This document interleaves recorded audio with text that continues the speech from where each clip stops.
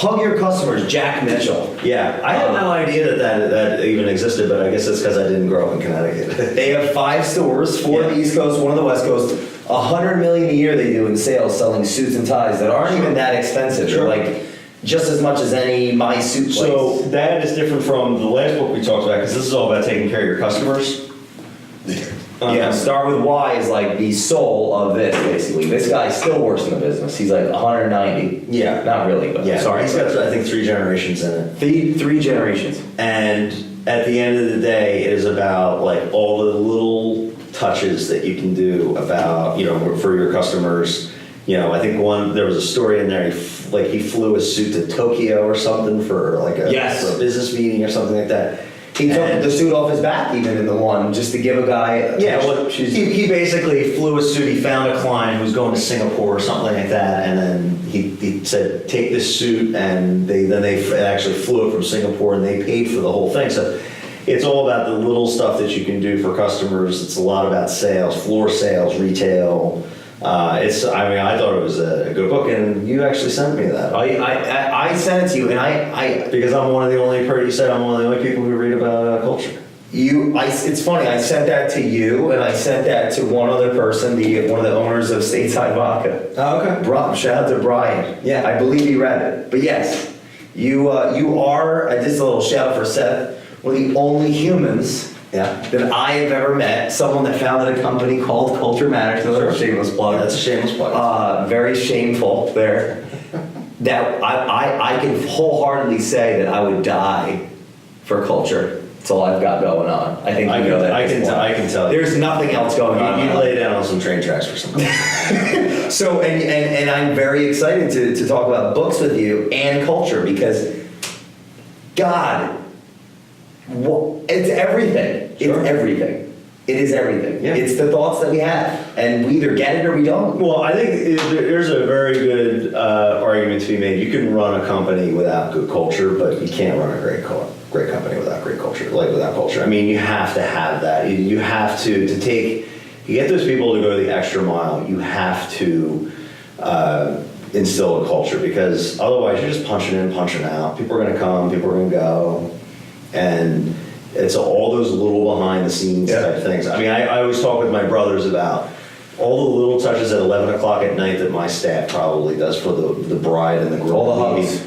Yeah, but all the hugs, little touches, all the little stuff. And the reason they do that is because they care about what they do, and they care about the company, and they care about the work, and they care about the client. And, there are a zillion wedding banquet facilities out there that, just... You said that you have founding influencers in that country club, people that started with the country club that still work there, correct? Sure.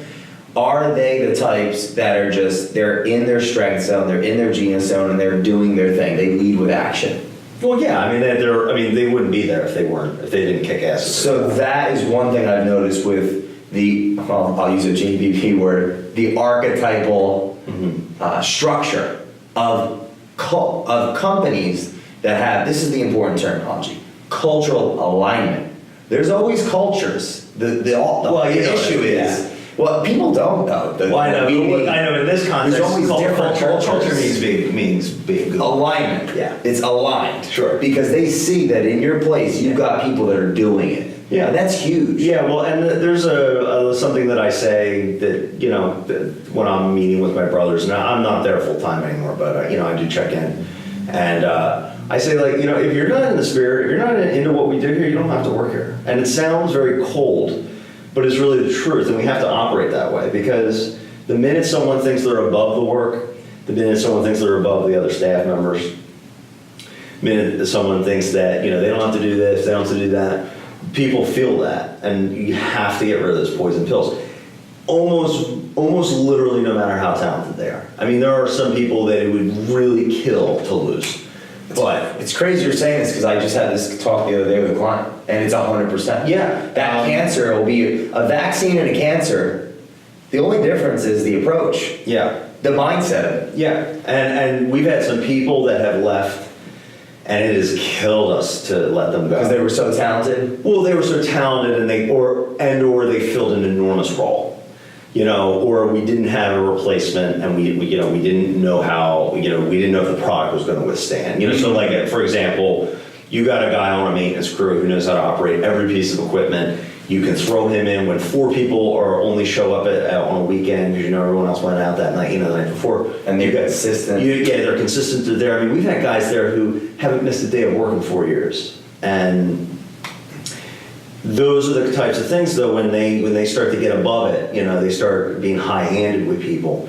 They stop being part of the good culture that we're trying to foster. Interesting. You have to get rid of them. You have to. And the thing that's really interesting is that when you do get rid of them, though, there's a cohesive effect that takes place where it's like, because the upper management, or the lower ranks realize the upper management is looking out for the group as a collective. Yeah.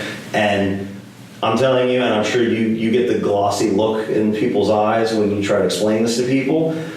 And also I get pushback because I can see in their eyes when they say, well, it's easier said than done. And I always say to them, just because it's easy for me to say, it doesn't mean I'm wrong. It's the right thing. And I know I don't have to enforce it. I tell my brothers all the time, I get to walk in here, levy my opinion, and I get to walk out and go sell real estate. And I understand that dynamic, and I acknowledge that all the time, but I always say to my brothers, but I'm not wrong. It's the right thing to do. It's just that, just because I don't have to fire the guy, and I don't have to do that, I don't have to be the guy here till 11 o'clock at night, I'm curious, saying what you're saying, and maybe it means nothing coming from me, but I spent a lot of time standing on the shoulders of giants in these conversations. And even a lot in the real estate industry, a lot with the owners, a lot with the teams. Is that something that you're thinking about doing in the future? What? Developing a team. Can you see it in your vision of the future? Well, when I first got into this business, I had an idea of doing it. I'm kind of on the fence about it. It has nothing to do with, I think, my ability to lead. It just has to do with the kind of the direction I want to take my real estate business. A lot of work. It's a lot of work. There's a lot of turnover. 87% of real estate agents are gone after 3 years. I mean, I was just talking to an agent over in Springhouse, and one of my friends, she got her license like 3 years ago, and I know she's on that team, and I talked to her, and she's gone. She just got out of the business, and it's really hard to keep people. You have to sacrifice some of your. I don't know if you have to sacrifice some of your volume so you can oversee their volume, but it's not something that right now I'm looking It's not to in the do. cards.